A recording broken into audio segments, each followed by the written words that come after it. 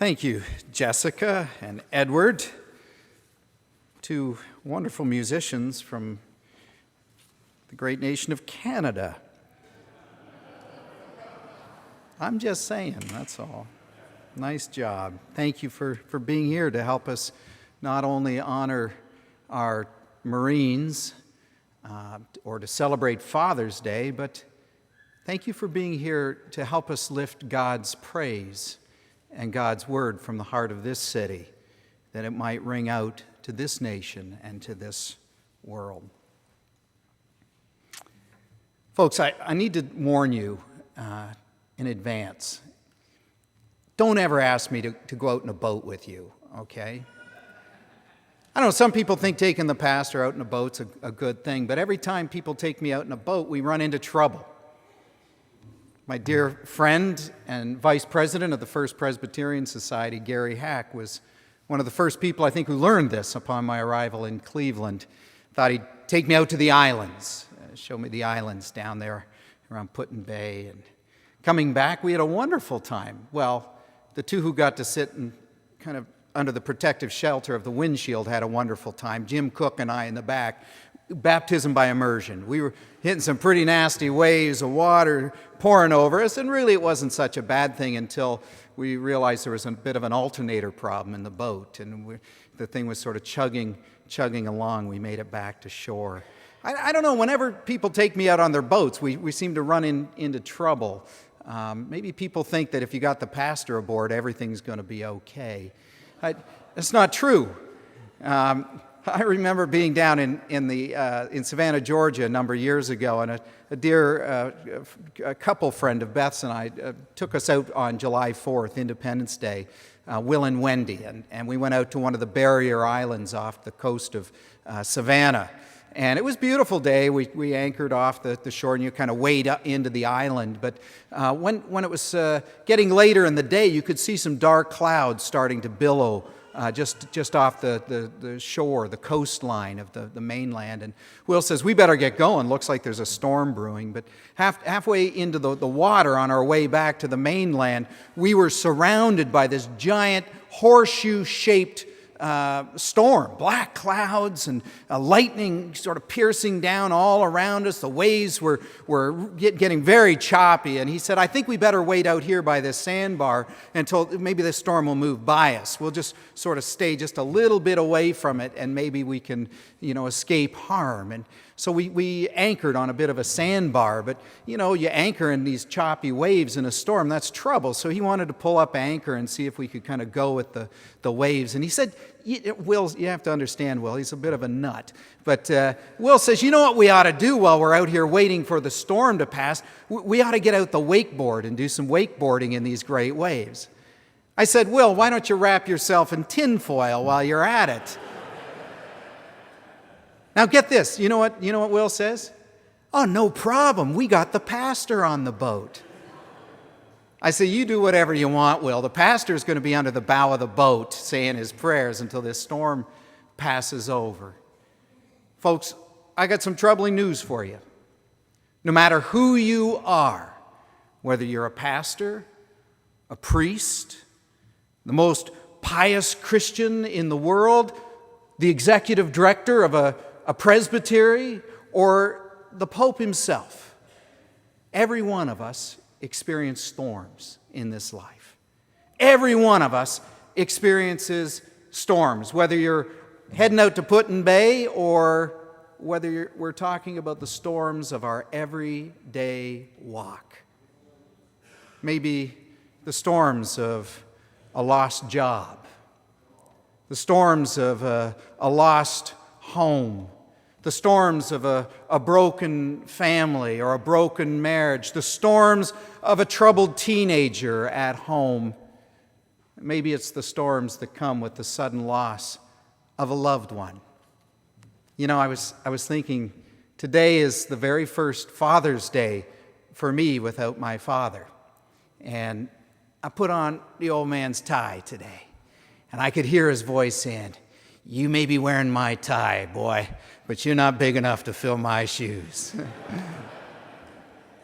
All of us experience kind of conflicts and storms in our lives. The promise of the gospel today, the promise of the texts that have confronted us this morning, is that no matter how tumultuous the storms, no matter how dark the clouds, God blesses us with a power of faith to deal with the storms when they confront us. First and foremost, God blesses us with the power of prayer when we're willing to use it. We all learned, ask, and you shall receive, seek, and you shall find, knock, and the door shall be opened unto you. You know what? Jesus taught that to the disciples. We read this morning that this particular day they were out on a boat with Jesus, and the storms were building up, and the waves were coming over the boat so heavily that the boat was almost swamped. Where was Jesus? Having a nap. I almost think maybe Jesus knew something the disciples didn't. Jesus, who can be at peace even in the midst of the storm. You might think Jesus is a little more closely connected to God, to his Father in heaven. And they asked, they sought, they knocked, Jesus, will you wake up? We're in trouble here. Now, you can hardly blame Jesus for responding the way he did. He's human as well as divine, right? Who wants to be wakened from a nap on a beautiful boat out at sea? Nobody likes to be wakened. What's wrong with you, he says. You have little faith. But they asked, they prayed, Jesus, help us. And Jesus calmed the storms for them. Jesus settled the seas. God blesses us with the power of prayer if we're willing to use it. Now, books and books, volumes upon volumes have been written about prayer, so I make no claim to be able to settle the issue in one little message. I'm not sure I'll ever settle the issue in a lifetime of preaching, but I do understand that prayer has an effect in this world, has an effect in our lives. Sometimes it'll catch us right off guard, and it'll work in a way we never expected. You know, about a week or two back, I'm out on Euclid Ave, actually right by the Soldiers Sailors Monument, out in front of the old May Company. And I see this little bird that has fallen out of a nest under the awning in front of the May Company. And one of our Old Stone members, Paul, I don't know how many of you know Paul. He may be here today. I've been looking for him. Paul is one of us. He may not always live the way that the majority do. Paul lives in safe spots on the street. Paul finds safe spots under bushes or under trees or in the boughs of trees. Paul finds safe spots in our urban context. And there's Paul walking down the street, and we're both looking at this bird. This bird who's wounded and can't fly. This bird who's hopping up and down. This bird who's almost the same color as the brick and concrete he's standing on. And Paul says to me, Pastor Mark, we got to do something.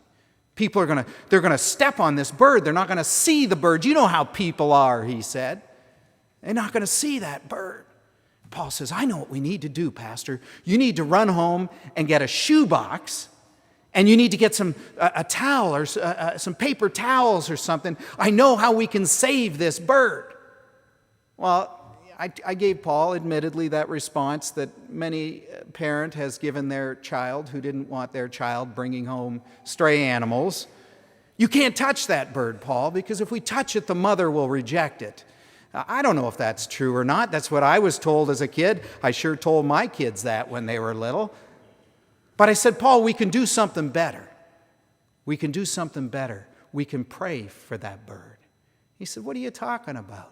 I said, I'm praying that God will save that bird right now. He said, what do you mean? I said, as we're talking, in my heart, in my thoughts, I'm praying that God will save that bird. And so Paul in his heart and his thoughts started praying too. And you know what? That bird stretched out its wings. It set off in the air and it flew right over to soldier sailors and it rested in the bushes over there. Paul's eyes were like saucers, and you know what? Mine were too. My prayers don't usually get answers like that. I've been praying for a lot of things for a long time, and I've never seen it happen quite so immediate like that. I bet you're the same way.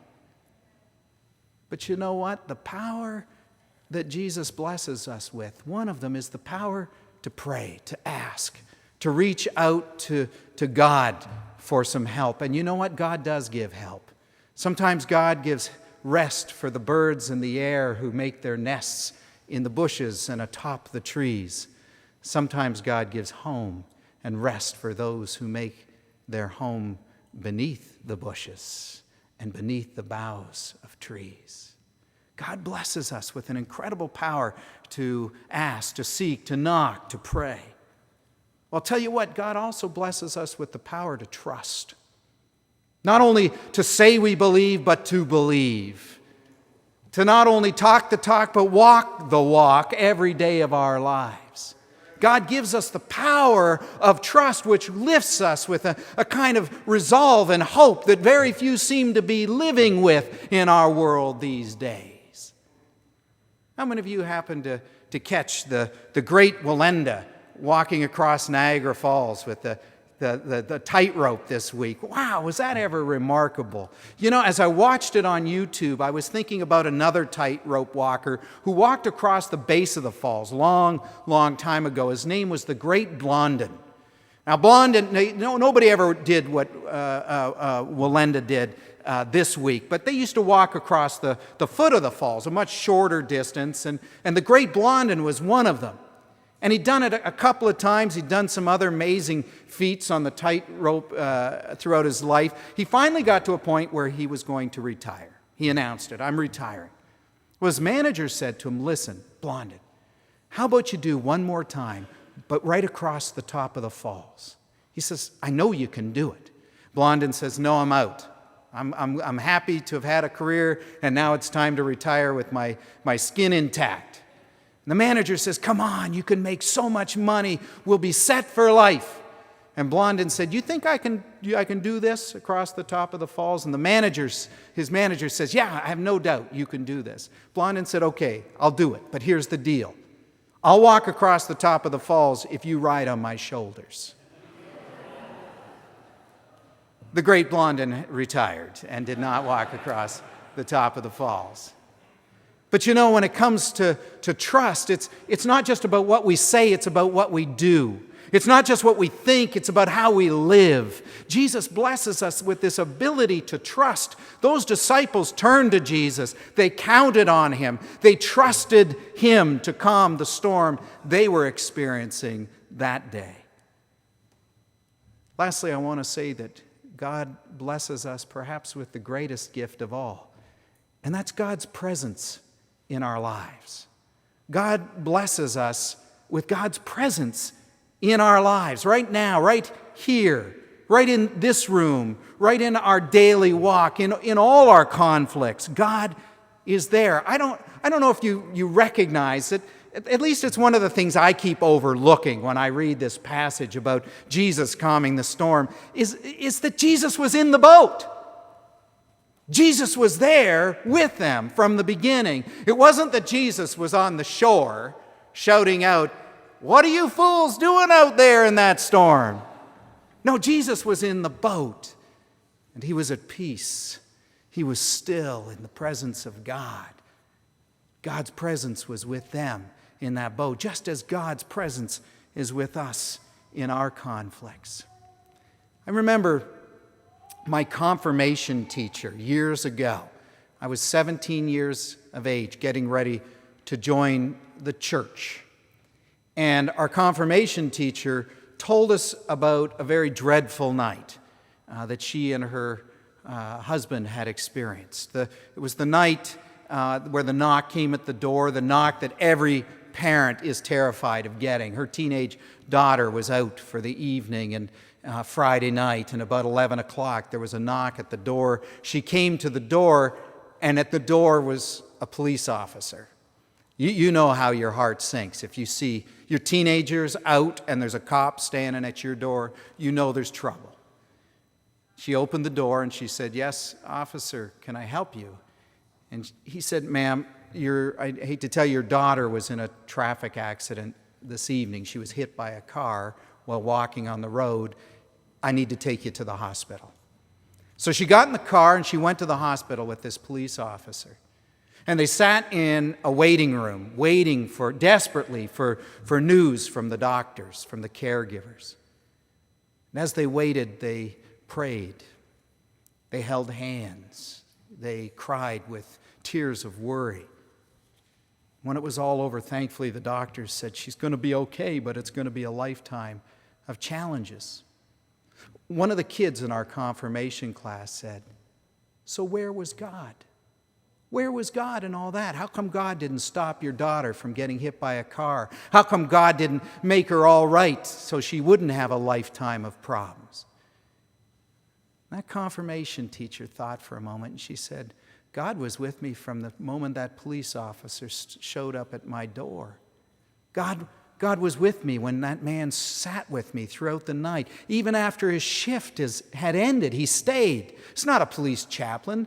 This is someone who could have gone home easily to his family. But he stayed. He held my hand. He prayed with me through the night until we got a small flickering word of light in the midst of our darkness, in the midst of that storm. God was with me every step of the way, holding my hand, praying with and for me. She said, "I felt his presence there the whole time in that police officer's presence." Perhaps the greatest gift God gives us is not just the power to pray or the power to trust, but it's God's presence. It's this sense that the one who is at peace in the boat, even in the midst of the storms, is with us in the midst of our storms.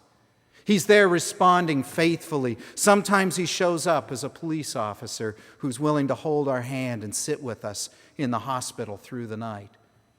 Sometimes he shows up as a caring friend from the church who picked up the phone and gave us a call. Sometimes he shows up just in a smile from a stranger walking along the road when we needed it most.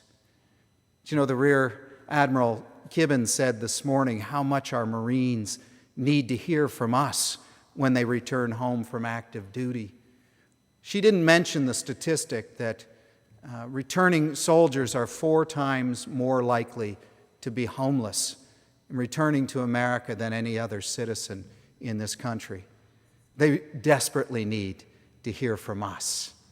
Perhaps we are called today to be the presence of God, not only for one another, the presence of God not only here from the heart of our city, but the presence of God for those who come home to America and need to know something of the presence of God. You know now, because you read the papers and you watch news, that there are more deaths by suicide among our troops than there are troops killed in active duty. Tell me that our soldiers don't need to hear from us now. Tell me that they don't need to know that the presence of God is with them. Tell me they don't need a neighbor who will reach out to them upon their return. When God gives us the power of prayer, and God gives us the power of trust, and God gives us the power of presence, it's not just for us, but it's so that God's Spirit can work through us, that we might reach others with the same hope with which we have been blessed. Some of you may have noticed that the title for my message today is Semper Fi. Semper Fidelis, always faithful. It's the official motto of the United States Marine Corps. And perhaps there's never been a group as more faithful to one another than the United States Marines.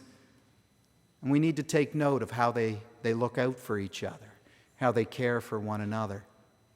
But I'm here to remind you today that there is a presence that is always faithful to every one of us, whether you're a Marine or not. The presence of God is faithful to you, not only on the sunny days, but also in the midst of the storms. Because when it comes down to it, no matter who you are, pastor, priest, most pious Christian, executive director of a presbytery, or even the Pope himself, every one of us experiences storms in our lives. But in the midst of the storm, there is one who abides with us. Praise be to God. Amen.